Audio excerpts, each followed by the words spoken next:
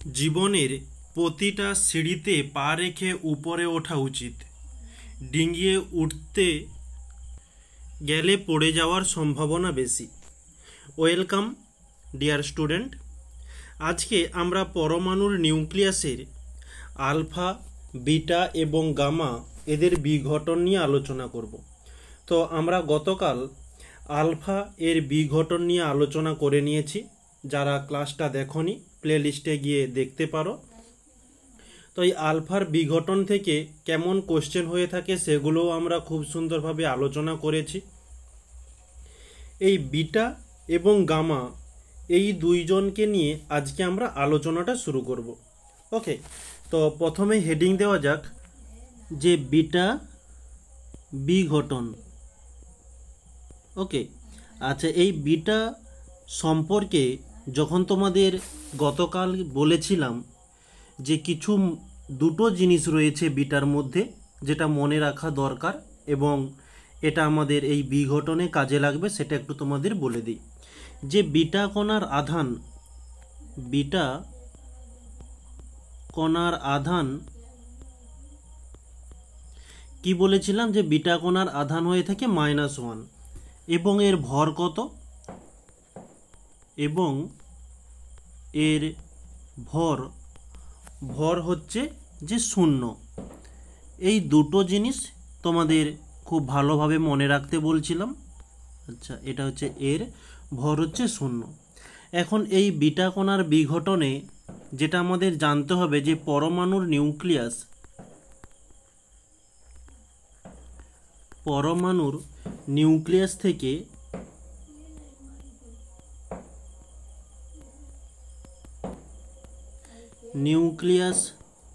থেকে একটি বিটা কণা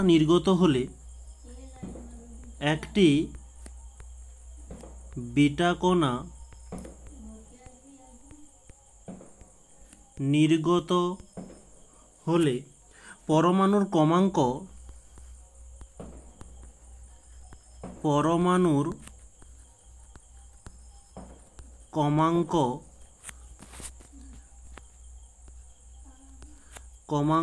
1 বেড়ে যাবে।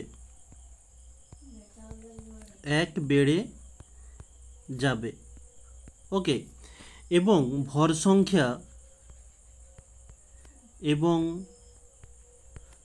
সংখ্যা কোনো পরিবর্তন হবে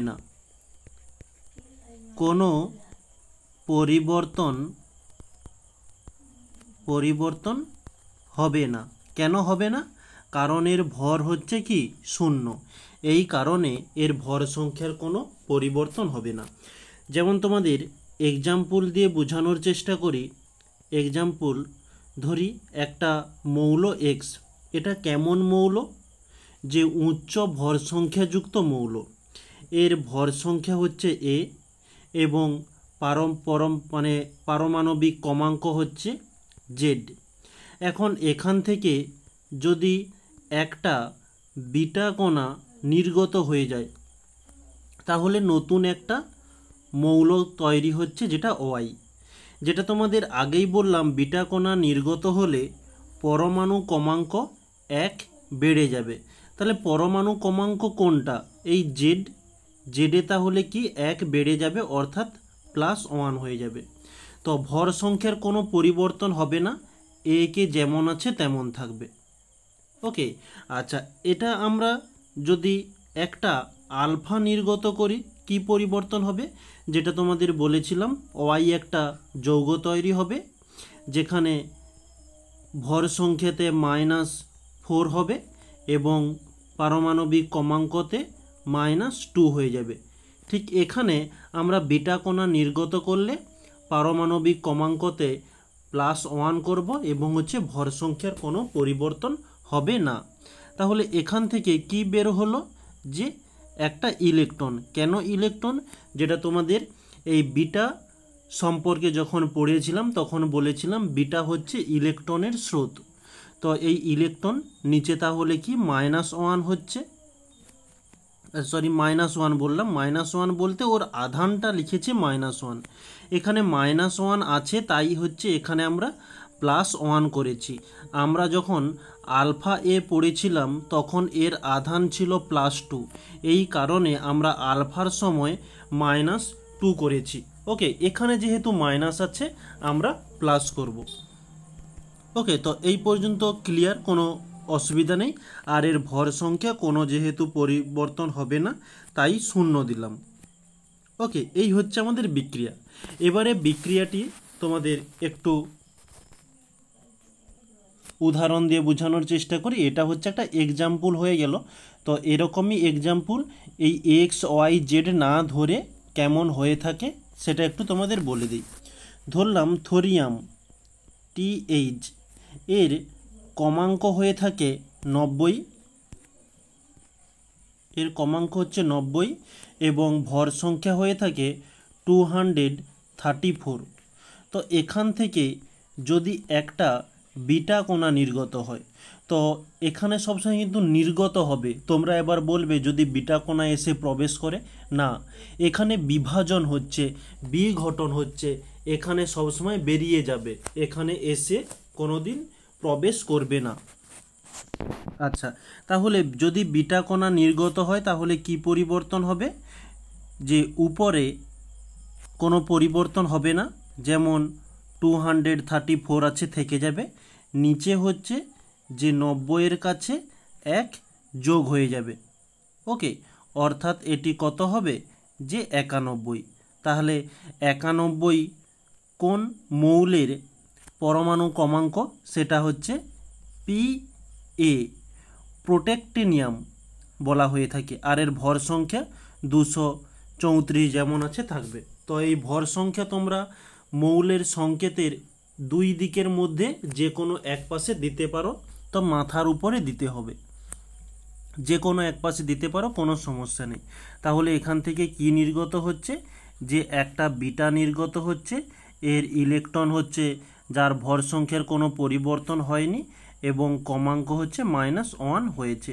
আচ্ছা, এই যে স্ট্রাকচারটা লিখেছি এটা তুমি লিখতেও পারো, না লিখতেও পারো, কোনো সমস্যা নেই। আচ্ছা, আর একটা উদাহরণ দিয়ে একটু দেখে নিই। ধরলাম কার্বন, এর ভর সংখ্যা হচ্ছে 14, কমাঙ্ক হচ্ছে 6। এখান থেকে যদি বিটা নির্গত হয় তাহলে এই 6-এর কাছে 1 যোগ হয়ে যাবে, 7 হবে। আর এদিকে হচ্ছে সি, ভর সংখ্যা যেমন আছে থাকবে। ব্যাস, হয়ে গেল। এই হচ্ছে আমাদের বিক্রিয়া। এবারে এরকম বিক্রিয়া তোমাদের এসে থাকে পরীক্ষাতে, কীরকমই আসে সেটা একটু নিয়ে আমরা আলোচনা করে নিই। আচ্ছা, যেমন তোমাদের উদাহরণ দিয়ে দেখানো হলো তার থেকে একটু অ্যাডভান্স টাইপটা এখানে রয়েছে। তো এটা কিভাবে নির্ণয় করতে হয় সেটা তোমাদের সামনে আলোচনা করব, এবং এরকম পরীক্ষাতে যদি তোমাদের এসে থাকে তাহলে তোমরা একবারে তুড়ি মেরে উড়ে দিতে পারবে। ওকে, আচ্ছা, প্রশ্নটাতে আমাদের কি বলছে? এ একটা মৌল যার ভর সংখ্যা বলছে 222 এবং হচ্ছে কমাঙ্ক বলছে 86। তো এখান থেকে পরিবর্তন হয়েছে যে এ একটা নতুন মৌল তৈরি হয়েছে। এখানে এ নয়, এটা হচ্ছে বি করো, কারণ দুটো মৌল একই হয়ে যাবে। এটা একটা হচ্ছে নতুন মৌল তৈরি হয়েছে, যেটা ধরলাম হচ্ছে বি, যার কমাঙ্ক বলছে 84 এবং ভর সংখ্যা হচ্ছে 210। বলছে পরিবর্তনে কয়টি আলফা এবং কয়টি বিটা কণা নির্গত হয়েছে। এই প্রশ্নটি এসেছিল তোমাদের 2024-এ। তো বিটা তোমাদের এখনই আলোচনা করলাম এবং আলফাটাও ছোট্ট করে একটু বলে দিয়েছি। তো আলফাটার ডিটেলসে আমরা গতকাল জেনেছিলাম। আচ্ছা, এই বিক্রিয়াটি অ্যান্সারটা নির্ণয় করার জন্য আমরা একটা সূত্র ব্যবহার করব। প্রথমত এই আলফা কণাকে নির্ণয় করার জন্য, বা তাহলে এখানে লিখতে পারি যে আলফা কণার সংখ্যা সমান হয়ে যাবে যে প্রথম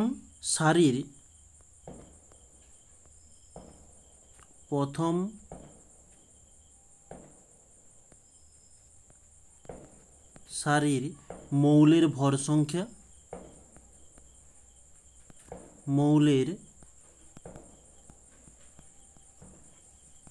সংখ্যা মাইনাস সারির অন্তিম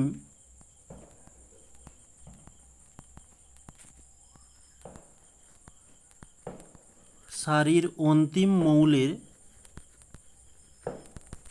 ভর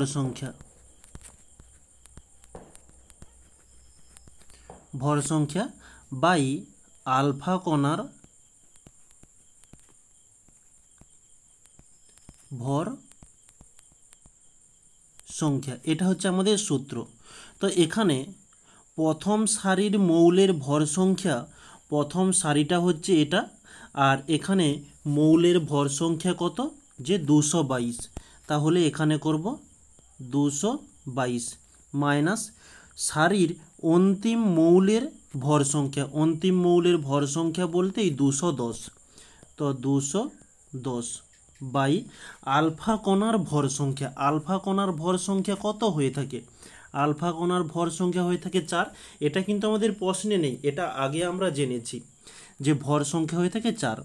তো এই 222 থেকে 210 যদি মাইনাস করা হয় তাহলে আমরা কত পাব, যে 12। ওকে, 12/4। তো 4 দিয়ে এটা কাটাকাটি করলে 4 3 12, তাহলে অর্থাৎ হয়ে যাবে যে 3। আচ্ছা, তাহলে এখানে লিখে নিতে পারি যে, আচ্ছা এটা পরে লিখব। আচ্ছা, এটা হচ্ছে আমাদের আলফা কণাটা নির্ণয় হলো। এরপরে হচ্ছে বিটা কণা। তো নেক্সট পরবর্তীতে লিখি যে বিটা কণার সংখ্যা। বিটা কণার সংখ্যা কিভাবে নির্ণয় করব, যে সারির, আচ্ছা এদিক থেকে করি, সারির অন্তিম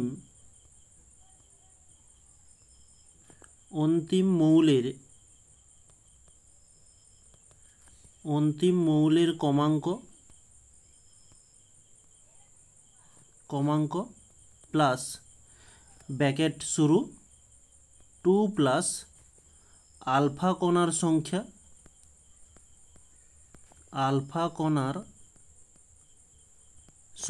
আলফা কণাটা কতটা সংখ্যা রয়েছে সেটা আমরা নির্ণয় করে ফেলেছি, মাইনাস সারির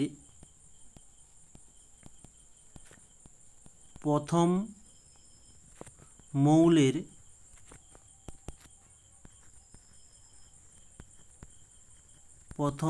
পরমাণু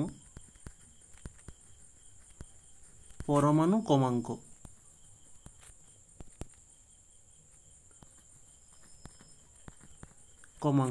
ওকে, আচ্ছা, সমান সারির অন্তিম মৌলের কমাঙ্ক। তো অন্তিম মৌলটা কোনটা, এই যে অন্তিম মৌল, এর কমাঙ্ক হচ্ছে 84। তাহলে এখানে আমরা করব যে 84 প্লাস ব্র্যাকেট শুরু 2 প্লাস রয়েছে আলফা কণার সংখ্যা। আলফা কণা আমরা সেখানে কটি নির্ণয় করেছিলাম, 3টি, মাইনাস সারির প্রথম মৌলের পরমাণু কমাঙ্ক। তাহলে আমরা এখানে করব সারির প্রথম মৌলের কমাঙ্ক কত, 86। তাহলে সেখানে আমরা 86 পুট করব। ওকে, সমান, আচ্ছা সমান, তাহলে কি হয়ে যাবে, যে 84 প্লাস 3-এর সঙ্গে 2 যোগ করলে এটা আমরা পেয়ে যাব কত, যে 5 মাইনাস 86। তো 84-এর সঙ্গে 5 যোগ করলে এটা আমরা পেয়ে যাব 89 মাইনাস 86 যেমন ছিল থাকলো। তো 89 থেকে 86 মাইনাস করলে হয়ে যাবে কত, 3, এতটি। তাহলে বিটা কণার সংখ্যা কত হলো, 3। আচ্ছা, এখানে আমরা একটা মিস্টেক করে ফেলেছি। ওকে, মিস্টেকটা কি, যে এই যেখানে 2 এখানে ইনটু হবে, এখানেও হচ্ছে ইনটু হয়ে যাবে। তো 5-এর পরিবর্তে এটা পুরোটা ক্যান্সেল করি, এটা একটু ভুল হয়ে গিয়েছে, 2 ইনটু আলফা কণার সংখ্যা হবে। তাহলে 2-এর সঙ্গে আলফা কণার সংখ্যা হচ্ছে 3, 3 দুগুণে 6 হয়ে যাবে। তো 84-এর সঙ্গে 6 যদি যোগ করা হয় আমরা পেয়ে যাব কত, যে 90 মাইনাস হচ্ছে 86। তো এটা মাইনাস করলে আমরা কত পাবো, যে 4টি। ওকে, এটি হচ্ছে আমাদের অ্যান্সার। তাহলে অতএব আমরা লিখতে পারি যে তিনটি যে প্রদত্ত, এখানে লিখি প্রদত্ত পরিবর্তনে তিনটি আলফা ও চারটি বিটা কণা নির্গত হবে। ওকে, এই হচ্ছে আমাদের অ্যান্সার। নেক্সট পরবর্তীতে ঠিক ওরকমই একটা ম্যাথ রয়েছে। আচ্ছা, এখানে কি বলছে যে থোরিয়াম থেকে পিবি মানে পারদ উৎপন্ন হয়েছে। এখানে বলছে যে আলফা এবং বিটা কণার সংখ্যা নির্ণয় করতে। তো এখানে আমরা সূত্রটা বসাবো যে আলফা কণার সংখ্যা সমান কি হবে, যে সারির প্রথম মৌলের ভর সংখ্যা মাইনাস হয়ে যাবে যে সারির অন্তিম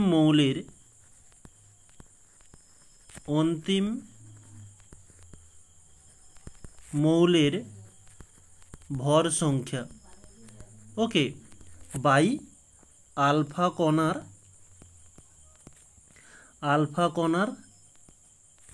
ভর সংখ্যা।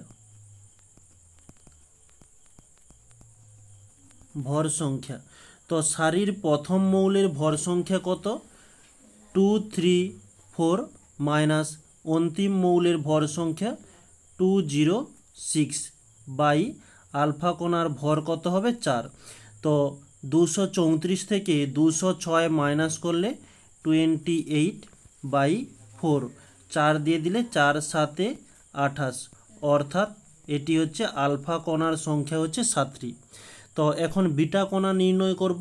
তাহলে এখানে লিখছি যে বিটা কণার সংখ্যা সমান হয়ে যাবে যে সারির অন্তিম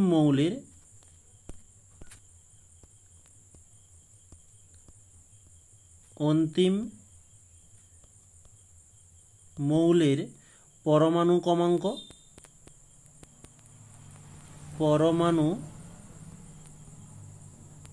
কমাঙ্ক প্লাস 2 ইন্টু আলফা কণার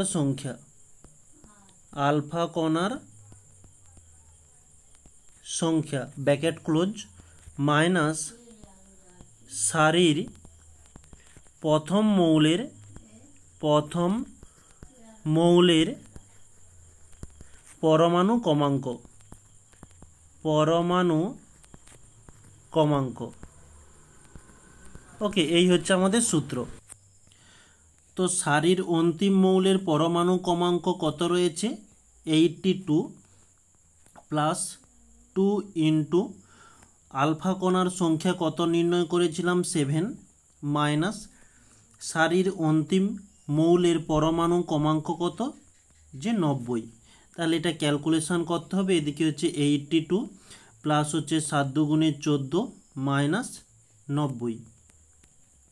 82 সঙ্গে 14 যোগ করলে আমরা পেয়ে যাব 96 মাইনাস 90। তো 96 থেকে 90 মাইনাস করলে পেয়ে যাব 6 এতটি। তাহলে অতএব দিয়ে লিখতে পারি যে প্রদত্ত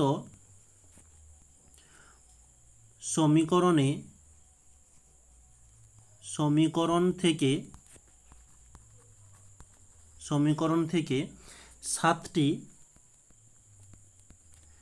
7টি আলফা কণা ও 6টি বিটা কণা নির্গত হবে। ওকে, এই হচ্ছে আমাদের অ্যান্সার। নেক্সট পরবর্তী ঠিক এরকমই ম্যাথ আমরা আগে দুটো আলোচনা করেছি। এটা তোমাদের জন্য হোমওয়ার্ক হিসাবে দেওয়া থাকলো। ওকে, আচ্ছা নেক্সট পরবর্তীতে, আচ্ছা এখানে একটি ম্যাথ দেখো, এই ম্যাথটি নিয়ে একটু আলোচনা করব। এখানে কি বলছে, 92 ইউ 238। আচ্ছা এটা হচ্ছে ইউরেনিয়াম, যার ভর সংখ্যা বলছে 238 এবং কমাঙ্ক বলছে 92। এখানে বলছে পরমাণু থেকে দুটি আলফা কণা, তো দুটি আলফা কণা নির্গত হলে এখানে একটা মৌল তৈরি হবে। আচ্ছা তারপরে এদিকে বলছে যে একটি বিটা কণা নির্গত, তাহলে একটা বিটা কণা নির্গত হলে নতুন একটা মৌল তৈরি হবে। তো এই মৌলটির পরমাণু ক্রমাঙ্ক এবং ভর সংখ্যা কত তা আমাদের নির্ণয় করতে হবে। ওকে, তো আশা করছি পারবে তোমরা। তো দেখিয়ে দিচ্ছি কেমন হবে। তো যদি আলফা কণা নির্গত হয় তাহলে ভর সংখ্যার কেমন পরিবর্তন হয়, যে 4 পরিবর্তন হয়, যেহেতু এটা একটা আলফা কণার জন্য, যেহেতু এখানে দুটো আলফা কণা নির্গত হবে। তোমাদের আগে স্ট্রাকচারটা দেখিয়ে দিই, তারপরে তোমাদের একটু ভাষা দিয়ে লিখে দেবো। ওকে, আচ্ছা তাহলে 2 3 8 এখান থেকে মাইনাস হয়ে যাবে, কত মাইনাস হবে 4। সেটা কিন্তু একটা আলফা কণার জন্য, কিন্তু এখানে দুটো আলফা কণা দেওয়া রয়েছে, তাহলে 2 দিয়ে গুণ করতে হবে। আর নিচে হয়ে যাবে কি 92 মাইনাস 2 পরিবর্তন হয় একটা আলফা কণার জন্য, তো দুটো আলফা কণা আছে তাই 2 দিয়ে এটা গুণ করলাম। ওকে, তো এই পর্যন্ত কোনো সমস্যা নেই। তাহলে এটা ক্যালকুলেশান করলে হবে কি 238 মাইনাস 4 দুগুণে 8, 8 মাইনাস করতে হবে 230 হয়ে যাবে। আর এদিকে কত হচ্ছে 92 মাইনাস 2 দুগুণে 4, 4 মাইনাস করলে 88 হবে। ওকে, আচ্ছা তাহলে এখানে একটা মৌল তৈরি হচ্ছে কি এক্স মৌল। কি মৌল তৈরি হচ্ছে অত সব জানার দরকার নেই, ধরলাম এক্স মৌল তৈরি হচ্ছে। আচ্ছা এখান থেকে আরও একটা মৌল তৈরি হবে, সেটা কি একটা বিটা কণা নির্গত হয়ে যাবে। যদি বিটা কণা নির্গত হয় এখানে কি হবে, যে 88-এর সঙ্গে 1 যোগ হয়ে যাবে। এটা হচ্ছে একটা বিটা কণার জন্য 1 যোগ করলাম। তো আমাদের প্রশ্নে একটা বিটার কণারই কথাই বলা হয়েছে। তাহলে 88-র সঙ্গে 1 যোগ করলে কত হয়ে যাবে, যে 89, 89। তাহলে এখানে ধরলাম একটা ওয়াই মৌল তৈরি হয়েছে। আর এর হচ্ছে ভর সংখ্যার কোনো পরিবর্তন হবে না, 230 যেমন আছে 230 থেকে যাবে। তাহলে আমাদের প্রশ্নে বলছে পরমাণু ক্রমাঙ্ক কত, যে 89 এবং ভর সংখ্যা কত না 230। ওকে, আচ্ছা এই হচ্ছে আমাদের স্ট্রাকচার।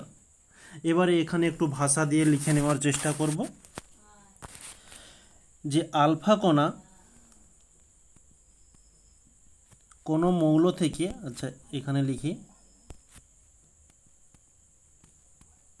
যে কোনো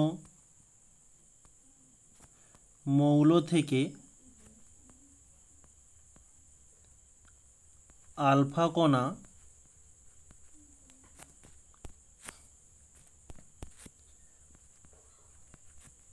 নির্গত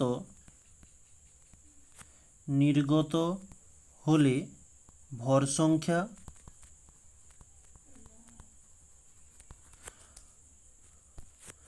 ভর সংখ্যাতে 4 একক এবং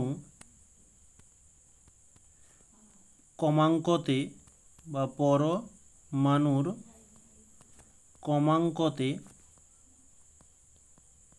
ক্রমাঙ্কতে 2 একক হ্রাস পাবে। প্রশ্নানুসারে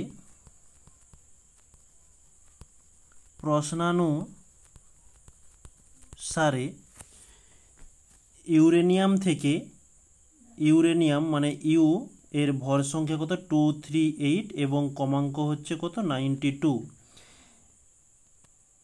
এর থেকে দুটি আলফা কণা নির্গত হলে দুটি আলফা কণা নির্গত হলে যে ভর সংখ্যা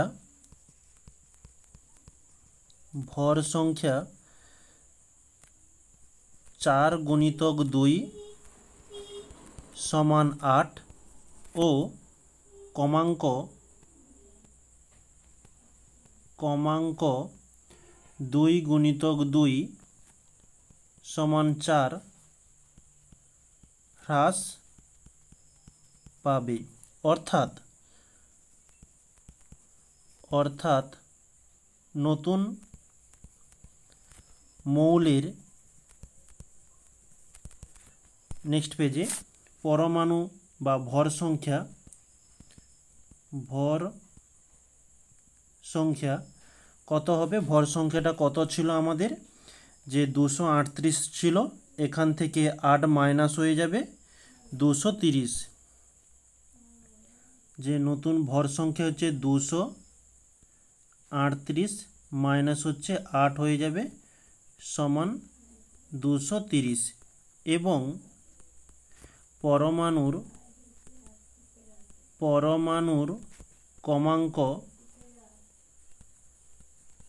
কমাঙ্ক কত ছিল?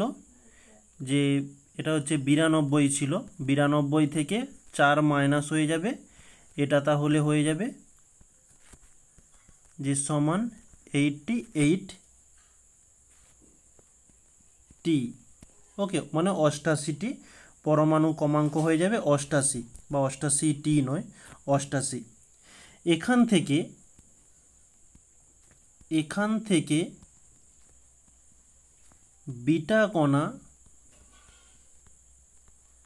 নির্গত হলে ভর সংখ্যার কোনো পরিবর্তন হবে না। ভর সংখ্যার কোনো পরিবর্তন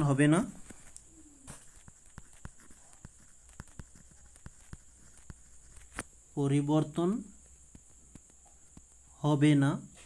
কিন্তু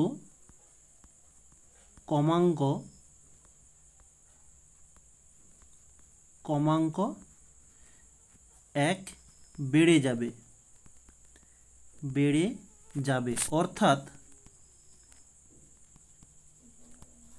অর্থাৎ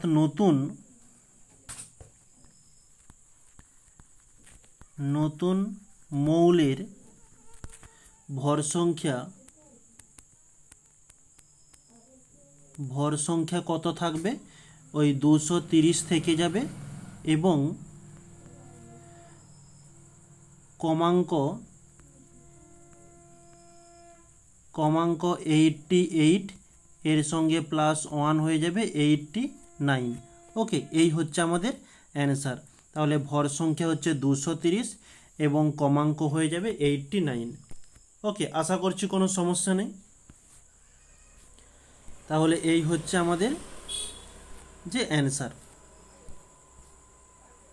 ওকে, আচ্ছা, তো আমরা এই বিটা কণা সম্পর্কে খুব ভালোভাবে জানলাম, বিটা কণার বিঘটন। এরপরে আমরা শুরু করব যে আলফা কণার বিঘটন। তাহলে পরবর্তী স্লাইডে হেডিং করা যাক। আচ্ছা, আমরা তো আলফা করে নিয়েছি, বিটাও হয়ে গেল, এখন হচ্ছে গামা হবে, গামা বিঘটন। ওকে, এখন গামার হচ্ছে আধান এবং ভর কত? আধানও 0 এবং ভরও 0। তো দুটোই 0 হওয়ার জন্য যদি গামা বিঘটন হয় তাহলে কোনো পরিবর্তন হবে না। তো এটাই আমরা এখানে লিখে নেব যে গামা কণার আধান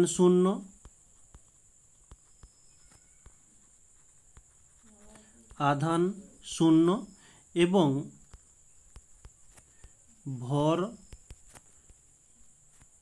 ভর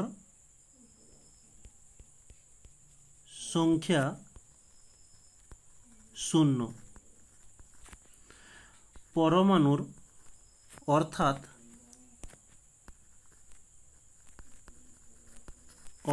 পরমাণুর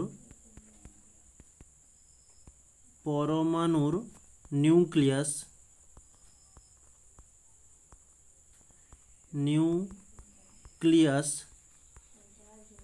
থেকে একটি গামা রশ্মি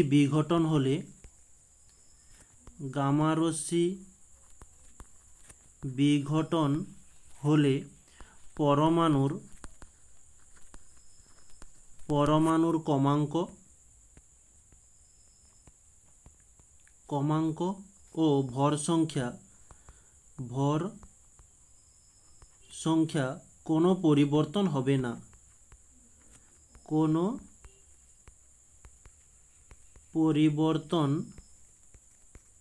হবে না।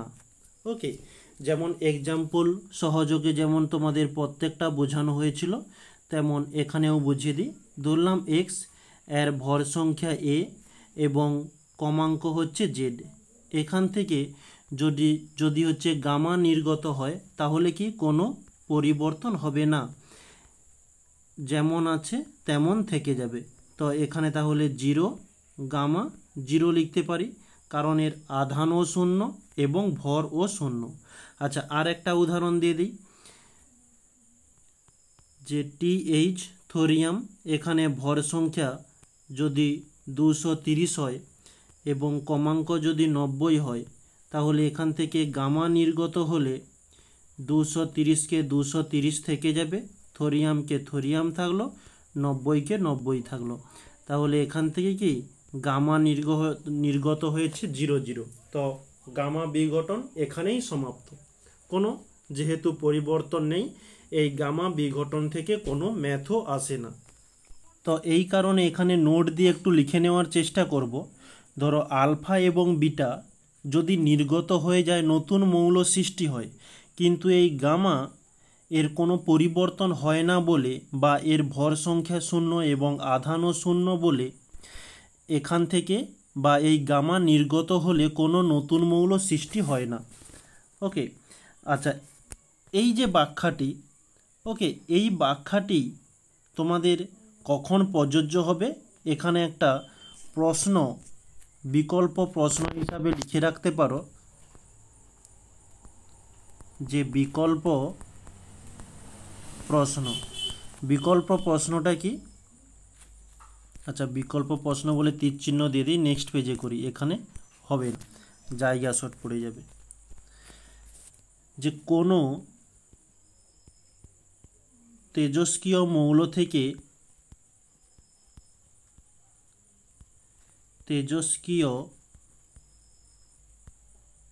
মৌল থেকে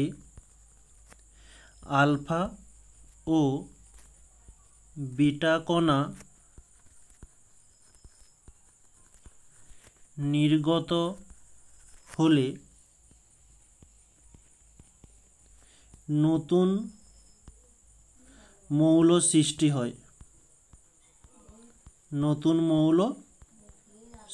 হয়, কিন্তু গামা রশ্মি নির্গত হলে কোনো নতুন মৌল সৃষ্টি হয় না কেন? কোনো নতুন মৌল সৃষ্টি হয় না কেন? তো এর উত্তরটি হয়ে যাবে কি, এটাই হচ্ছে আমাদের উত্তর হয়ে যাবে। ওকে, তো আমরা যেটা শুরু করেছিলাম যে আলফা, বিটা এবং গামা এদের বিঘটন, এটা নিয়ে আমরা খুব সুন্দরভাবে আলোচনা করলাম। এরপরে নতুন একটা টপিক শুরু করতে যাচ্ছি এখন, যে আলফা, বিটা, গামা এইসব রশ্মির ক্ষতিকর প্রভাবগুলো কি। তাহলে হেডিংটা দিচ্ছি যে আলফা, বিটা ও গামা রশ্মির প্রভাব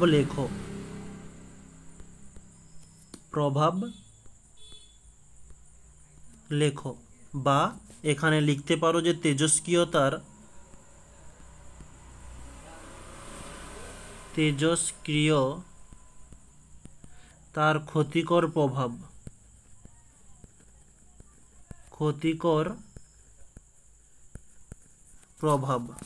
ওকে, তো প্রথমত আলফা দিয়ে দেখি। তো এখানে বিশেষ কোনো জটিলতা কারবার নেই, একেবারে সহজ সরল জিনিস, শুধু লিখে দিলেই তোমরা বুঝে নিতে পারবে যে আলফা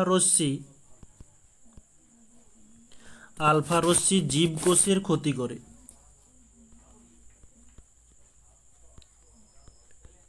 জীবকোষের ক্ষতি করে ও জীবদেহে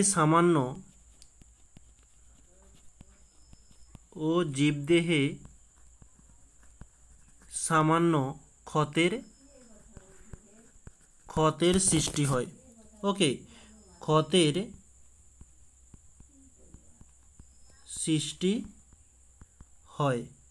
তো এখানে আরও একটা লিখে রাখতে পারো যে আলফা রশ্মির ক্ষতিকর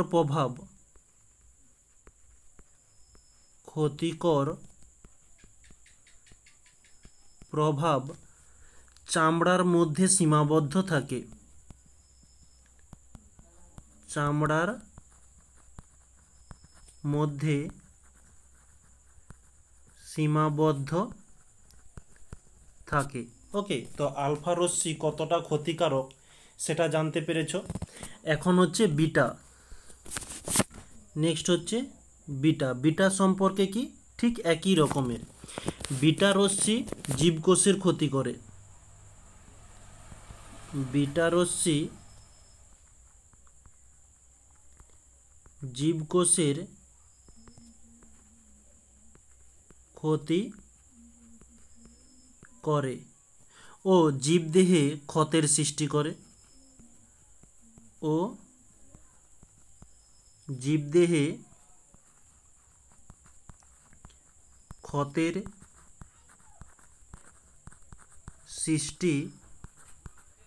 করে। ওকে, আচ্ছা, আর একটা যে বিটা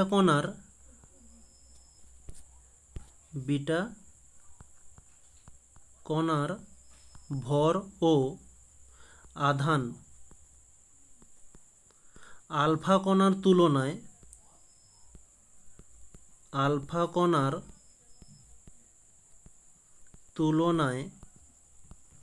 কম হওয়ার জন্য কম ক্ষতি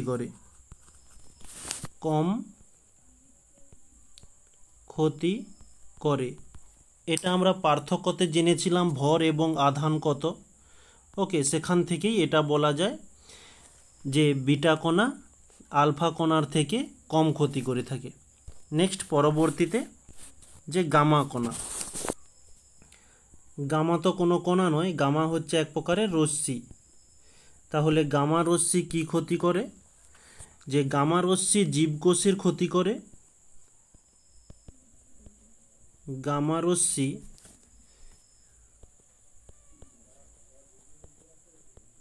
জীবকোষের ক্ষতি ও ক্ষতের সৃষ্টি করে। মানে ঠিক একই জিনিস, ক্ষতের সৃষ্টি করে। তবে এটি কিন্তু ভর এবং আধান না থাকায়, যেটা তোমাদের কিছুক্ষণ আগে দেখানো হলো যে এর ভর এবং আধান থাকে না, তবে ভর ও আধান শূন্য হওয়ার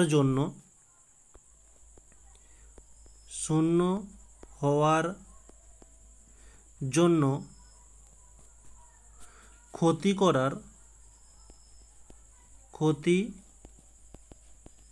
করার ক্ষমতা সব থেকে কম। কাদের থেকে কম? ওই আলফা এবং বিটার থেকে কম। কিন্তু ক্ষতি কিন্তু করবে, কারণ এরা হচ্ছে তিন বন্ধু, যেটা তোমাদের গতকাল নয়, তার আগের ক্লাসটাতে যতটা সম্ভবত তোমাদের বোঝানো হয়েছিল যে এরা তিনজন বন্ধু রাদারফোর্ডের পরীক্ষা যেখানে বোঝানো হয়েছিল তখন বলেছিলাম এরা তিনজন বন্ধু, কেউ কম ক্ষতি করবে কেউ বেশি ক্ষতি করবে, ক্ষতি তো করবেই। আচ্ছা, এরপর আমরা তেজস্ক্রিয়তার একক সম্পর্কে আলোচনা করব। ওকে, তাহলে এখানে হেডিং দিচ্ছি যে তেজস্ক্রিয়তার একক, তেজস্ক্রিয়তার একক। তো তেজস্ক্রিয়তার একক আমরা বেকারেল, কুরি, রাদারফোর্ড এইসব ব্যবহার করে থাকি। ওকে, আচ্ছা এখানে লিখে দিই যে তেজস্ক্রিয়তার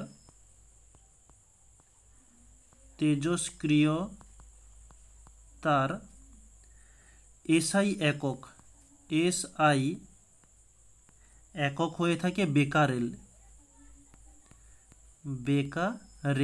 একে আমরা BQ দ্বারা চিহ্নিত করে থাকি।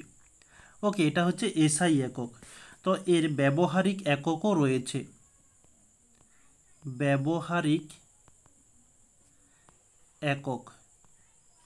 ব্যবহারিক একক যেমন হচ্ছে কুরি, একে আমরা CI দ্বারা চিহ্নিত করি, এবং আরও একটি রয়েছে রাদারফোর্ড।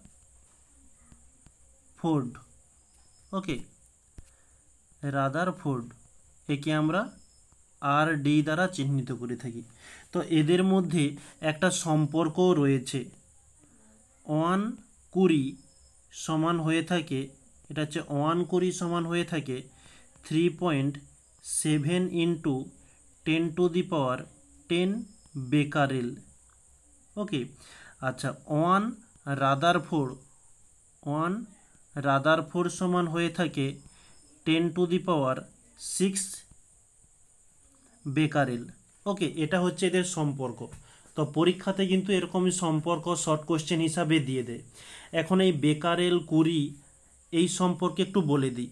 রাদারফোর্ড হচ্ছে একজন বিজ্ঞানীর নাম, তো সেই বিজ্ঞানীর নাম অনুসারেই এই রাদারফোর্ডটি রাখা হয়েছে। ওকে, এই বেকারেল এবং কুরি এগুলোও হচ্ছে একটা বিজ্ঞানীর নাম।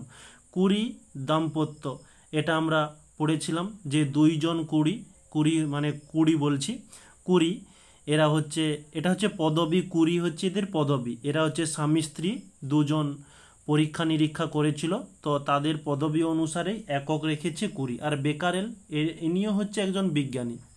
তো তিনটি হচ্ছে বিজ্ঞানী। তো এখানে তোমাদের পরীক্ষাতে বেকারেল এবং কুরি এই দুটোই বিশেষ করে এসে থাকে। তো এই দুটো সম্পর্কে আমরা একটু জেনে নেব। তাহলে হেডিংটা দিই যে বেকারেল BACQUEREL,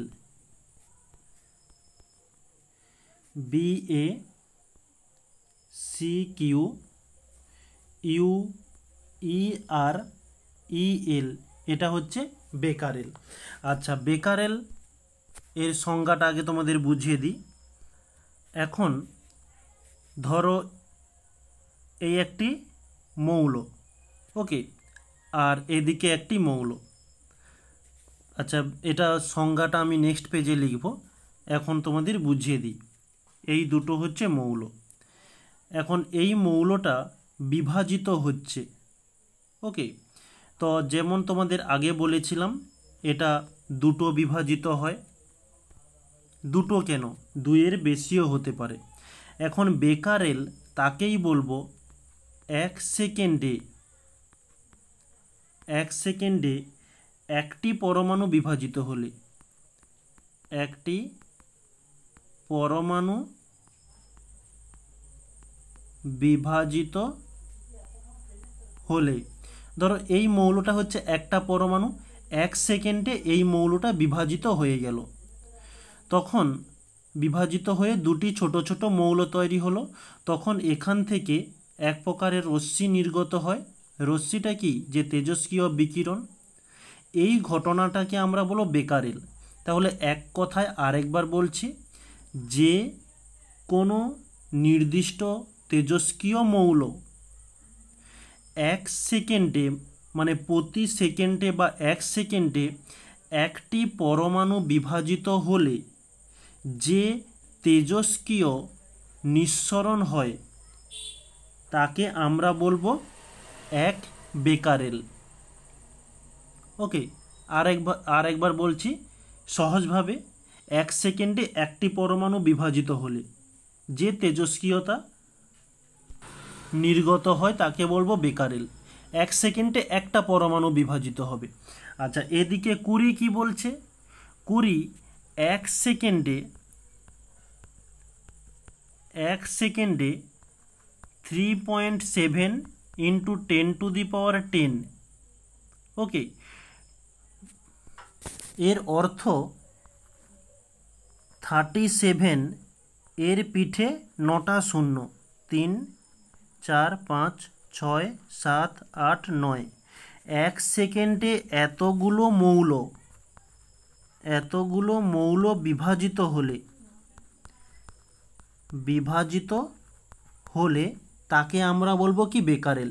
এখানে একটি মৌল হয়েছিল, এখানে হচ্ছে এই এতগুলো মৌল, কতগুলো মানে 37-এর পিঠে 9টি শূন্য, মানে হিসাব করে নাও কতগুলো মৌল হবে।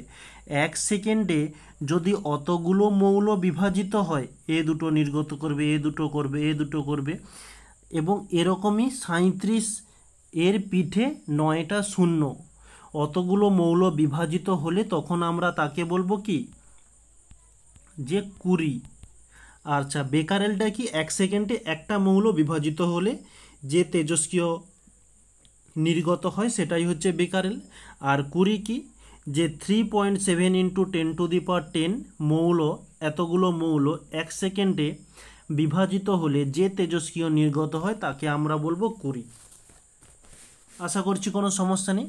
তাহলে এই ভাষাটি এখানে একটু লিখে নেওয়ার চেষ্টা করব, যে কোনো নির্দিষ্ট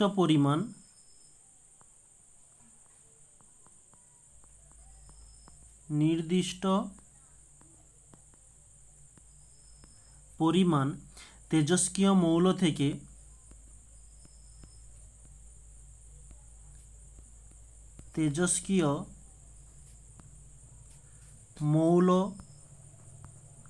থেকে প্রতি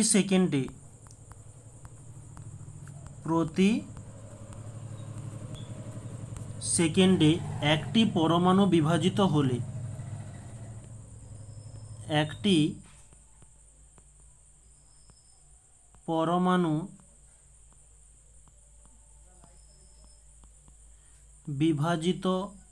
হলে ওই তেজস্ক্রিয়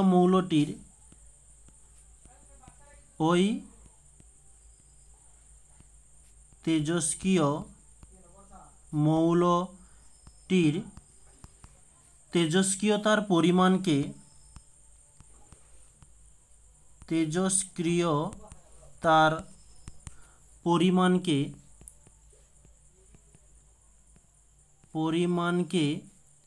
1 বেকারেল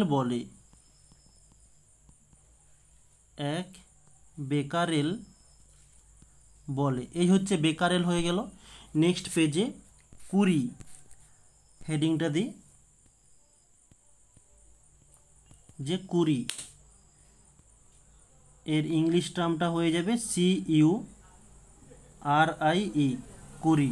ওকে, ঠিক একই রকমের, যে কোনো নির্দিষ্ট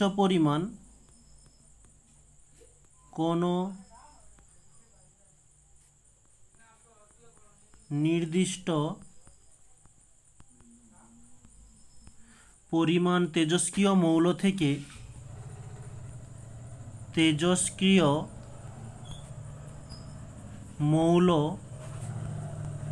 থেকে প্রতি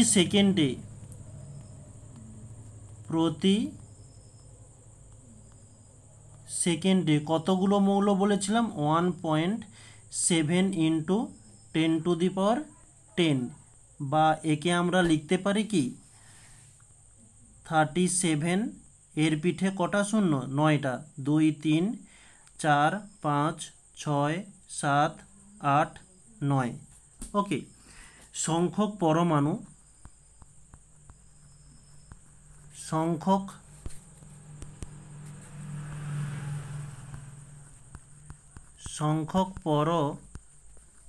মানু বিভাজিত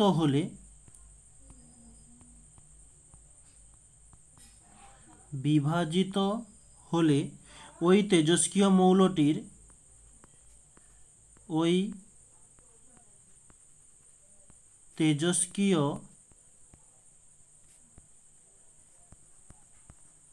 মৌলটির তেজস্ক্রিয়তার পরিমাণকে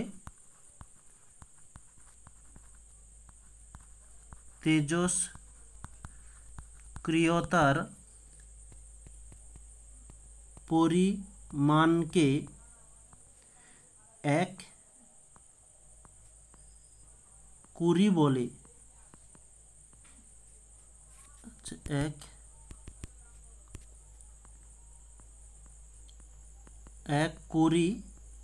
বলে। ওকে, আশা করছি বোঝা গিয়েছে, কোনো সমস্যা নেই। তো আজকের এই ক্লাসটিকে আমরা এখানে সমাপ্ত করব। তো এরপর থেকে আমরা আগামীকাল ক্লাসটি শুরু করব। ওকে, তো সবাইকে থ্যাংক ইউ বলে ক্লাসটিকে এখানে সমাপ্ত করব। আর ক্লাসটি বোঝানোর চেষ্টা করেছি, খুব ধীরে ধীরে লিখে লিখে তোমাদেরকে পড়াচ্ছি। যদি কোনো সমস্যা থেকে থাকে অবশ্যই কমেন্টে জানিও, আমি তার অবশ্যই সমাধান আনার চেষ্টা করব। আচ্ছা, আর এই ক্লাসে যারা নতুন ছিলে তাদের জন্য বলে দিই, ক্লাসের নিচে ডেসক্রিপশান বক্সে টেলিগ্রামের লিঙ্ক রয়েছে, ওখানে জয়েন্ট হয়ে গিয়েও প্রতিনিয়ত ক্লাস শেষ হওয়ার কিছুক্ষণ পর পিডিএফটা আপলোড করা হয়, ওখান থেকে চাইলে তোমরা দেখতে পারো। এবং ওখানে কিছু এমসিকিউ টাইপ কোশ্চেনও দেওয়া হয়ে থাকে, ওখানে অবশ্যই মার্ক করো। ওকে, তাহলে সবাইকে থ্যাংক ইউ বলে ক্লাসটিকে এখানে সমাপ্ত করছি।